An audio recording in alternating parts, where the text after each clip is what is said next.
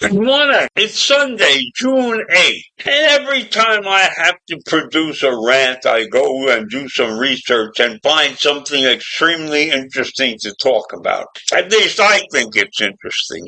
So here's today's story. And this deals with the world famous drink Coca-Cola. And this is the story of how Coca-Cola became kosher. Coca-Cola was not kosher from the very beginning. That soft drink had been on the market since 1886, but it's only been kosher since 1935. And it's been certified kosher, including for Passover. So that's a big deal, but how did that happen? Well, Rabbi Tobias Geffen, an Orthodox rabbi who served Atlantis congregation, Shearith Israel, from 1910 until his death in 1970 at the age of 99, is responsible for the koshering or koshering of Coke. Geffen was an unlikely contributor to the worldwide success of the beverage. He was born in Lithuania. In 1903, he came to this country and accepted the Atlanta pulpit. During his tenure at Shearith Israel, Geffen became the dean of Southern Jewish Orthodoxy.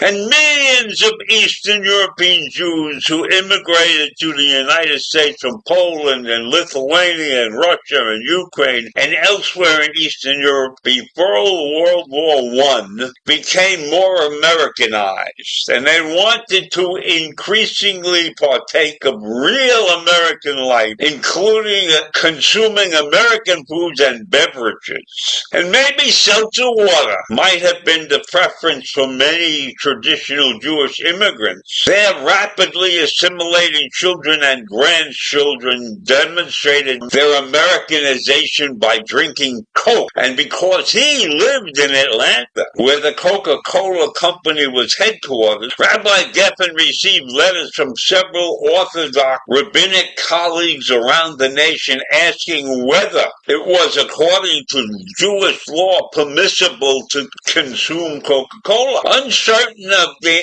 answer, Geffen contracted the company to ask for a list of Coke's ingredients. Now, at that particular time, Geffen did not know that the formula for Coca-Cola was a closely guarded trade secret, perhaps one of the best-kept trade secrets in American history. Only a handful of people knew the formula. But once Geffen inquired, the Coca-Cola Company made the corporate decision to allow him access to the list of ingredients in Coke's secret formula, provided he swore to keep them in utter secrecy. And Geffen agreed to the terms. The company did not tell him the exact portions of each ingredient, but just gave him a list of the contents by name. When Geffen was given the list of ingredients, he discovered that one of them was glycerin made from non-kosher beef tallow. Even though laboratory chemists told Geffen that the glycerin was only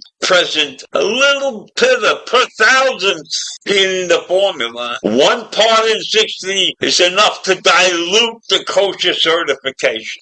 And Geffen informed Coca-Cola Company that since glycerin was a planned rather than accidentally added ingredient, observant Coke failed to meet Geffen's standard. So back in the laboratories, at the company's laboratories, the research scientists went to work finding a substitute for tallow-based glycerin and discovered that Procter & Gamble produced the glycerin from cottonseed and coconut oil. And when they agreed to use this new ingredient, Geffen gave his seal of approval of Coke to be marketed as kosher. So did he save the lives of the Jews by getting them Coca-Cola to drink? It wasn't almost everything yet. There was a second problem that vexed Geffen. The formula for Coca-Cola included traces of alcohol that were a product of grain kernel. And since anything derived from grains is common or forbidden at Passover, Coca-Cola could not be certified for use at Passover, even after the formula was changed. So Coke's chemists experimented and finding that during the Passover season, they could substitute sweeteners produced from beet sugar and cane sugar for the grain-based ones without compromising Coke's taste. And they agreed to start manufacturing Coke with the new sugars several weeks before Passover each year. And Geffen was pleased to have performed this service for the American Jewish people and the Coca-Cola Company. And in his papers, which are housed in the archives of the American Jewish Historical Society, researchers can find the rabbinic response that Geffen wrote, which includes the following. Because Coca-Cola has already been accepted by the general public in this country and Canada, and because it has become an insurmountable problem to induce the great majority of Jews to refrain from drinking Coca-Cola, I have earnestly tried to find a method of permitting the usage. And with the help of God, I have been able to uncover a pragmatic solution with which there would be no question or no doubt concerning the ingredients of Coca-Cola. And so, Coca-Cola became kosher. How about that for a story? How about that? Getting Coke kosher so that the Jews could drink it. Would that happen today? I doubt it. With the rise of anti-Semitism, I doubt it. Think about it.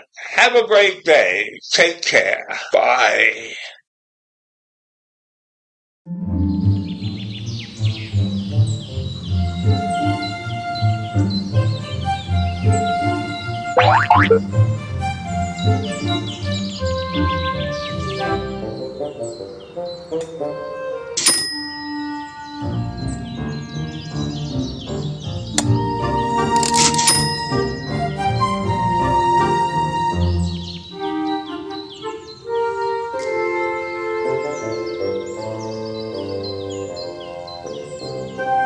Thank you.